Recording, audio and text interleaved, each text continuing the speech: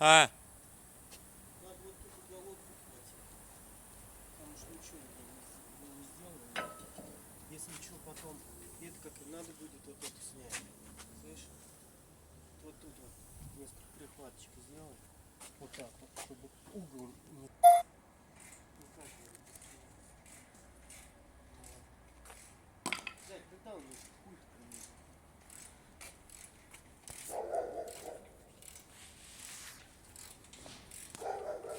Приехал? Тут не стучит, нет?